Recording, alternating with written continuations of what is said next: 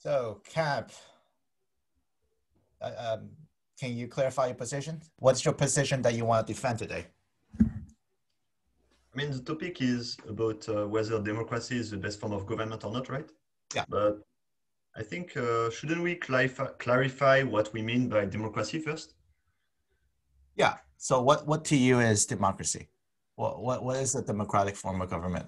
And you're trying to argue that democracy is not the best form of government. Why do you think that way? There are several forms of government that people call democracy, right? So Yeah. at least some of them cannot be the best at the same time because they are not all the same. Okay.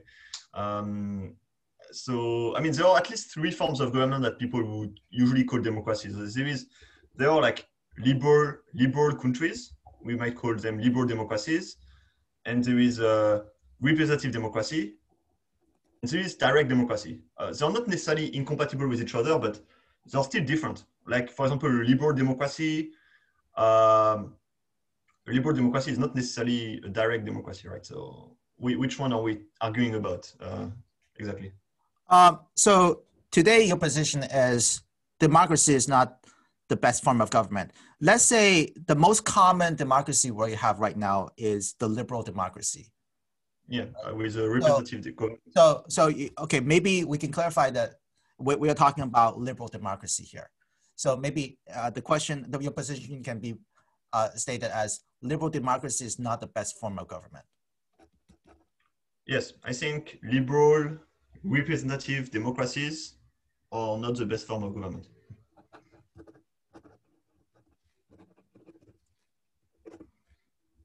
Well, why? Why do you think so?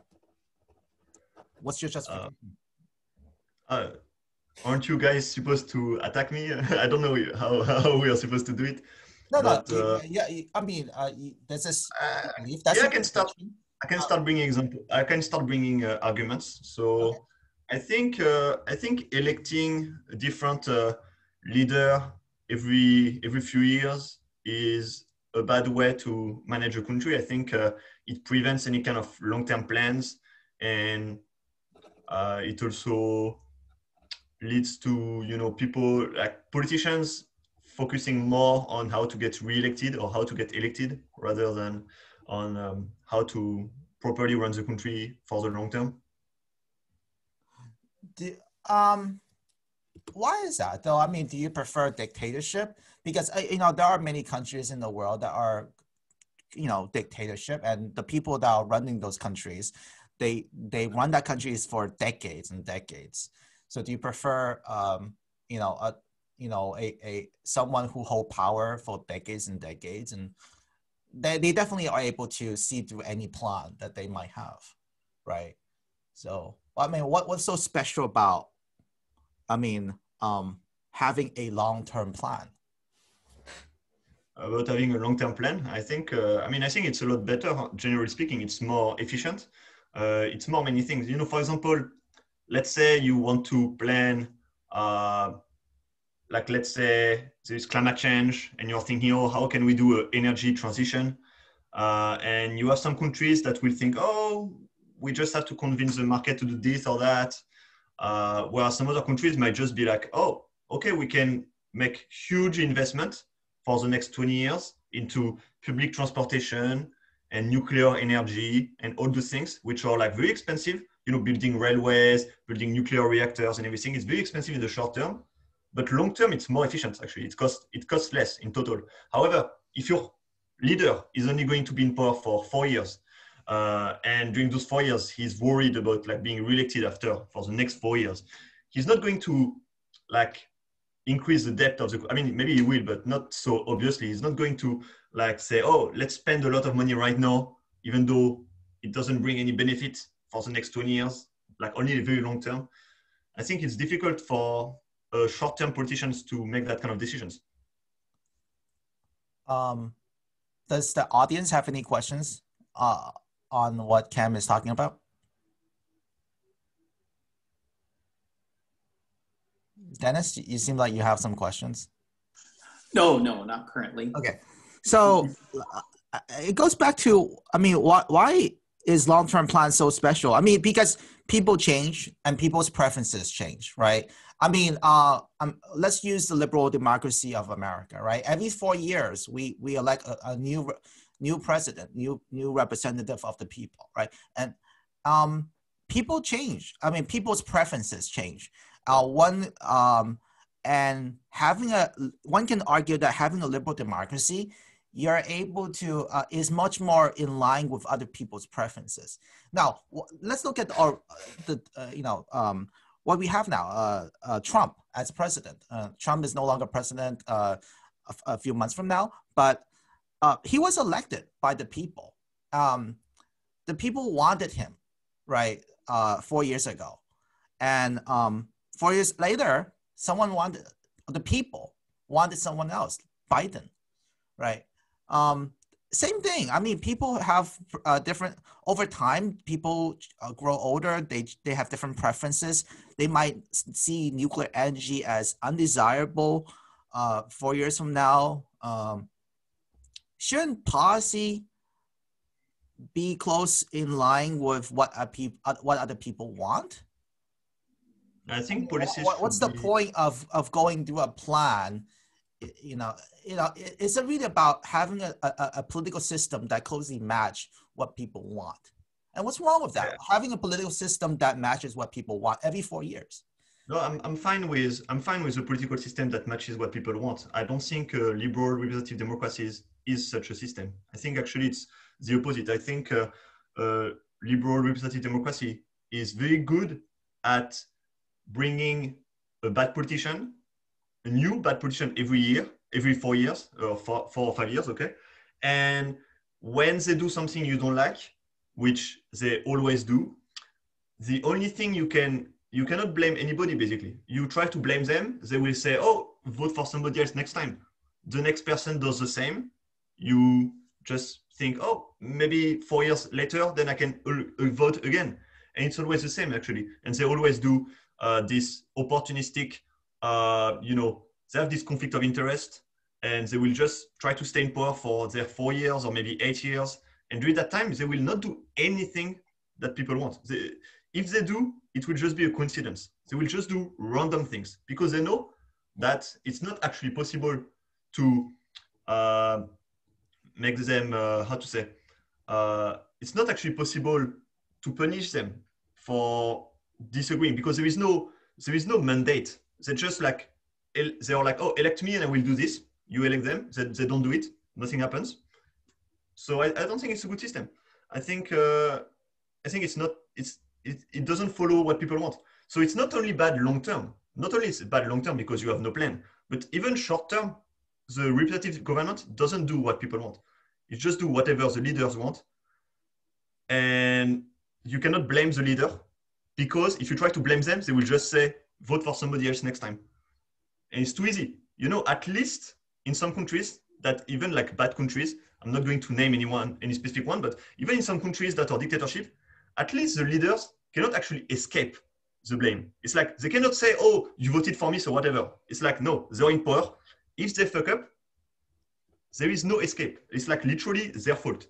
So you know who to blame. They know they are at fault.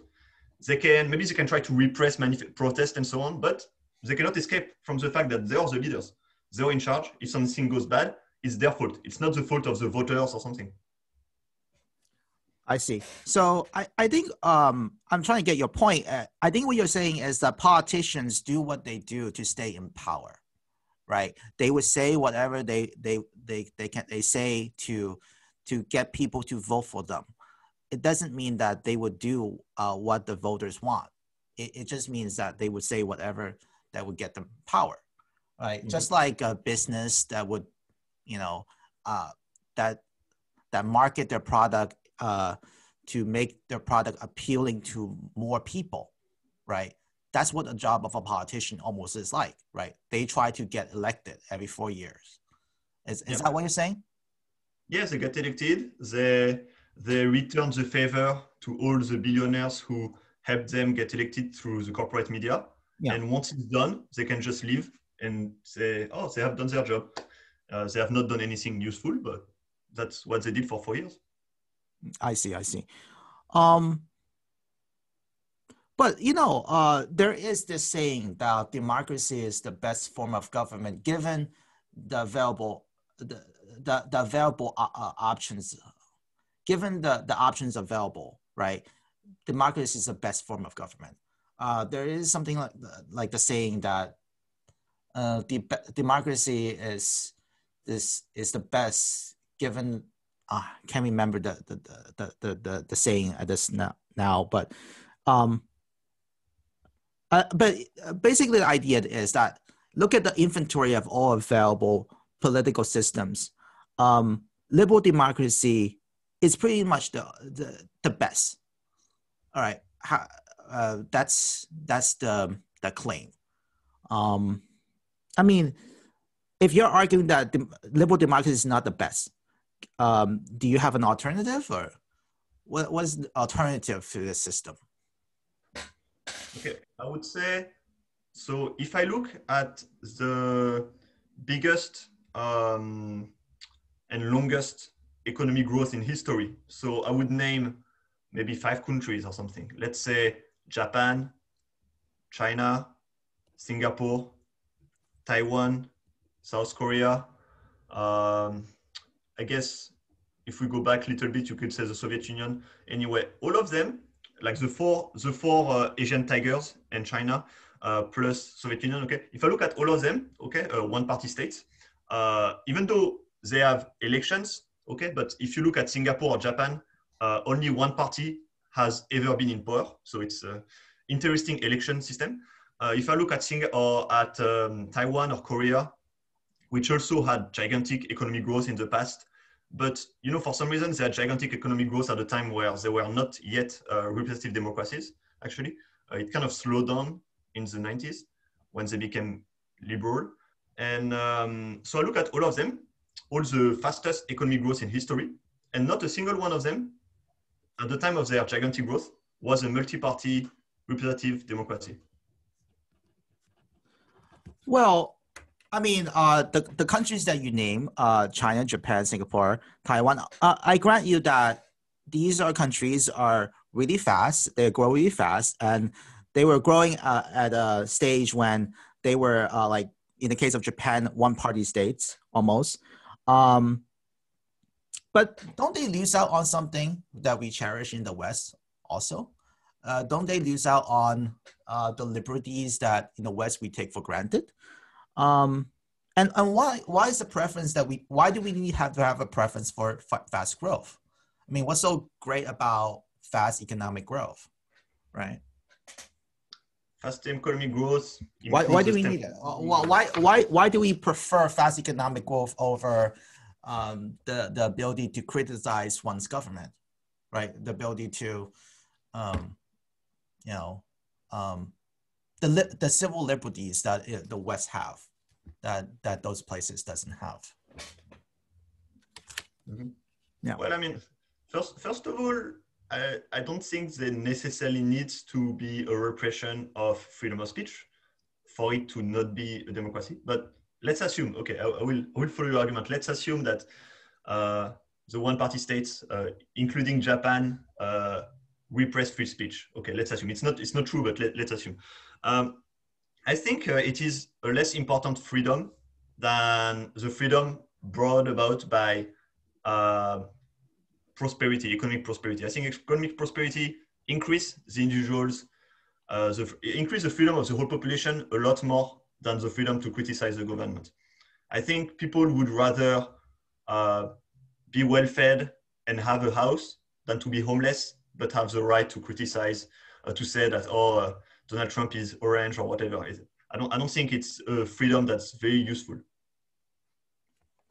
So this goes back to what I'm saying, that like you seem to have a preference for, economic growth because it would lower the poverty rate, maybe. That's what you're saying?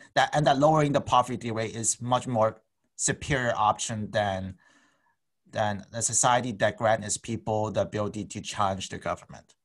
It increases freedom more efficiently than the freedom of speech. All right, but then what you're basically saying is that you prefer economic freedom over political freedom. But No, why is that? I mean, I don't know what you call economic freedom. Just said freedom. well, economic freedom is that you have money to do whatever. Like someone, let's say someone is poor. Economic prosperity increases your freedom, I think. Yeah, exactly. Yeah. But I mean, but why is that though? Like given the society in the West, given that we are a developed countries, we're all developed countries, so pretty much everyone is well fed, right? Pretty much people have good standards of life of living.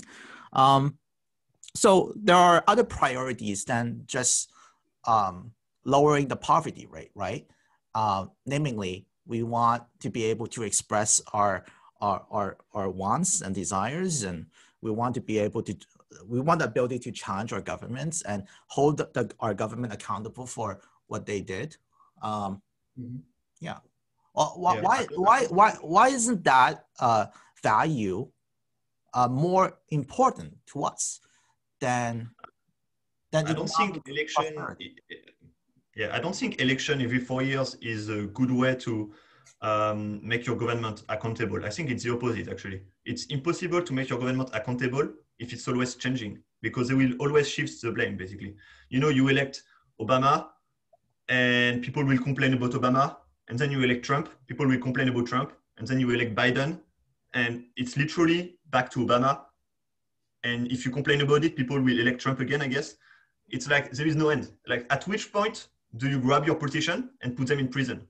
It doesn't happen, right? Well, which American politician or any politician of a Western country, which ones actually go to prison?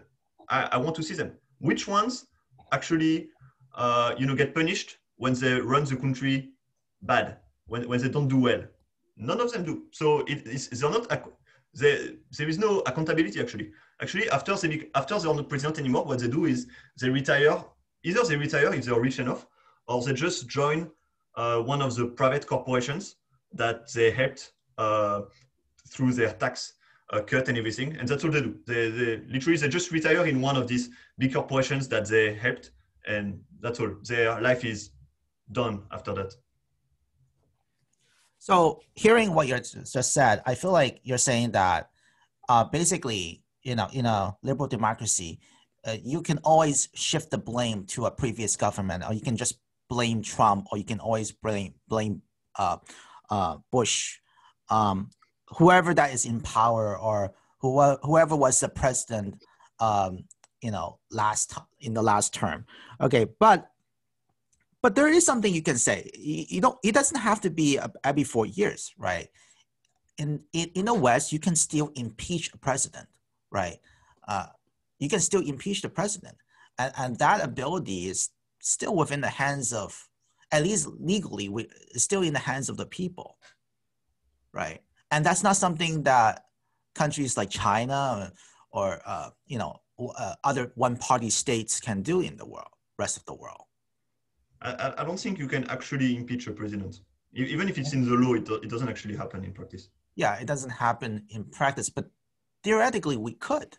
I mean, I think Trump got close to being impeached.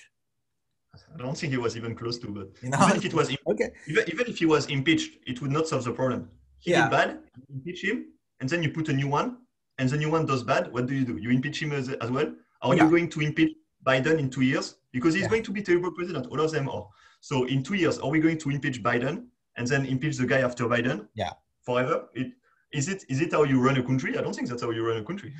But the opposite would be, let's suppose that you have a government in power that is, for the most part, corrupt and bad.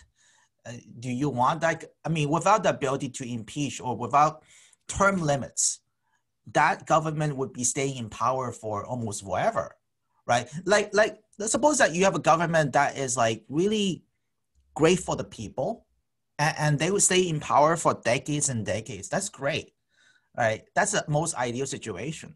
But what happens when you have a government that is like really corrupt and bad, and that government is going to stay in power for decades and decades? That's worse, right? I think it's easier to remove such a government than to remove a corrupt liberal democracy. So the corrupt liberal democracy, there is nobody to point to. You cannot say, oh, the whole system is broken because of Trump. because it's not true. You elect someone else, it's going to be broken as well. The whole system is broken. Whereas, you know, in a non-liberal, non-representative democracy, in the different system, if let's say it's a one-party state, okay, to keep it simple, okay, let's say assume it's a one-party state. Well, there is someone to point to, okay, there is someone to actually blame. They might try to ignore the blame. Sure, they can do it for 1, 2, 5 years. Eventually, they do have to answer. You know, people are knocking at their door, and revolution is knocking at their door, and they need to actually adapt and fix things if they want to stay alive, basically. So let's suppose I grant you that premise that in a liberal democracy or in a democracy in general, there is always someone to shift the blame. They can always blame the current government on the previous government. You can always blame some government. And you can, in principle, even impeach the current government, current president, head of state. But in the case of a one-party state, yeah, you could always blame that one-party state. There's always a single entity you can blame your life in. But the problem is the transition of power, right? In the case of a one-party state, how do you go about making that transition from the current government, one-party state, to another government? And that becomes a problem, because it seems to me that if you have identified that one-party state, that's the source of everyone's trouble or problem, then there's going to be a revolution. And a revolution to me is always kind of bad. There's not a smooth transition to power like in a liberal democracy where, you know, despite all the negative side which you outlined it, I mean, there's still a smooth transition to power, right? You're going from one government A to a government B, and this process is relatively smooth and peaceful, right? If we go, yeah. But in the case of a one-party state, I can't see that being the case, that transition of power being smooth and peaceful. I think it's almost impossible to do a revolution in a liberal representative democracy because of this blame shifting constantly happening. No matter who is in power, people will not do a revolution. They will just wait for the next election over and over again. And so I think in that way, the leaders don't actually fear the revolution at all. They straight up ignore it. Even if people are discontent and protesting on the street, the politicians just do whatever they're doing, ignore it, and they know that in a few years, somebody else will have to deal with the mess.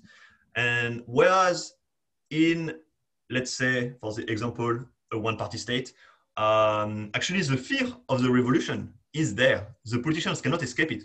They know that they cannot shift the blame. So actually they need to do what's necessary to prevent this revolution. So they need to actually adapt to the needs of the people in some way. Whereas, yeah, I can think of one example. I can think of maybe one example historically that I know where a liberal democracy did have a revolution. Actually, in South Korea, maybe 5 years ago or something, there was a change of power. There was massive protest, and the politician got put into prison, and another one got elected instead. But it is in no other country I can see it happening. In Western countries, it never happens. So I'm not confident that it's even possible. Most of the time, I think it's exceptional when it happens. And I think the fear of revolution is a much stronger incentive towards actually fulfilling people's need in one-party states, for example, than in liberal representative democracies.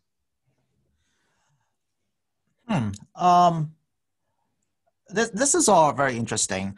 But in the case of a liberal democracy, I can see one mechanism that one-party state doesn't have, which is the media, right? In the case of the West, in the case of liberal democracy, the free press are always allowed to identify and try to point out what are the social injustices in our society, okay?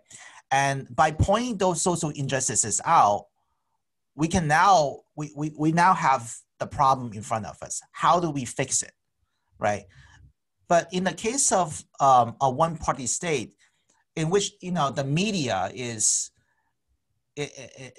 more of a PR apparatus of the state, I don't see how that mechanism of identifying societal problems play out.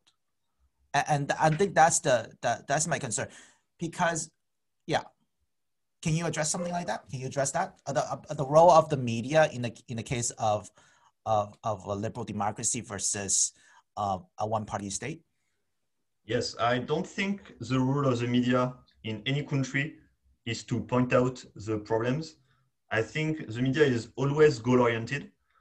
It is always a propaganda tool for the one in control of the media to push their agenda or to push their goal, which in some case might be political destabilization, actually, but in some other case it might be something else. So I don't think, actually I think, in a one-party state, maybe the media is under control of the party and it's all propaganda from the party and so on. Sure, but I don't think in a liberal democracy the media is actually more useful than that. Sure, the media can insult the president. That's nice. But it's useless, I think. It doesn't solve any problem. I think it does the same. It just shifts the blame, try to show people. I think people, without the media, people know what's wrong in their lives. They don't need the media to tell them.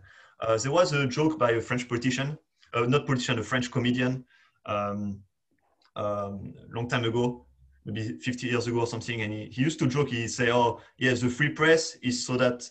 No, he said surveys, polls, opinion polls is so that you can know what you're supposed to think. They tell you, "Oh, yeah, you are supposed to be in favor of this and that." The polls show it. So look, and you look at it and you're like, "Oh yeah, I guess that's what I believe." It doesn't fix any issue. I don't have many good examples of cases where the media by itself is able to do anything positive. It's very good at destabilizing governments. It's very good at that. But besides that, I'm not sure. I think people by themselves know when something is wrong. When people are poor, they don't need the media to let them know that they're poor. They know by themselves they're poor. And they will be able to share the info with their friends and family. And if it's bad enough, they will protest. They don't actually need the media to let them know that they're poor. So, there are a couple of examples in which the media in Western liberal democracies are able to point out some sort of institutional problems that exist. For example, right, the case of Watergate, for example, it was the media. The case of, the reporting on NFL players, and NFL is a powerful institution in America.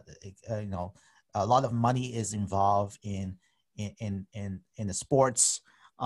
So is the media, is people, at least investigative journalists, the media that were the ones that point out that, hey, there are these problems associated with concussions in the brain, and that there is a long-term disease by these football players. Right? How about food poisoning? You can kind of imagine that the media of any country would be the first one to notice that there is food poisoning in the water, for example, right? I don't think the media will notice that. I think the media will report once people actually notice that there is food poisoning, and but it will already be known to the authorities and everything. So they are already going to be working on fixing it. The media is just going to advertise it, but it's not going to fix the problem. Whether the media tells us that there is food poisoning on certain food or not doesn't matter. If everybody knows this food is poisonous, the authorities like health, whatever authorities are dealing with it, that's good enough. Well, I said that the role of the media might not be about fixing any of these institutional problems that exist, but maybe just to identify some of the problems that do exist, the institutional structural problems that exist, right? The media does require people coming out, to report it, right? Because, but sometimes the media do take an active role to do these kind of investigative pieces, right? To really try to investigate is there some sort of systemic biases or institutional problems that exist in our society that no single person could just easily like just report in the case of food poisoning, right?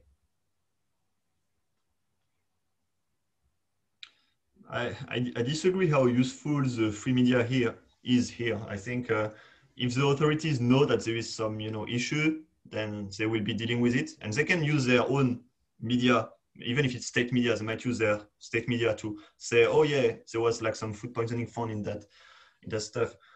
In regard to the institutional issues, I'm not so convinced that the free media is actually able to do that. I think that even when it does, it doesn't change anything, because once again, you have the whole blame shifting game. It's like, yeah, maybe the media can criticize Trump for this and that, but its next candidate is going to be the same, and the media will just change the name. It will be same headline, but different name. It doesn't solve it. Okay. All right. Thank you so much, Cam. It's great talking to you. All right. Thank you so much. Bye-bye.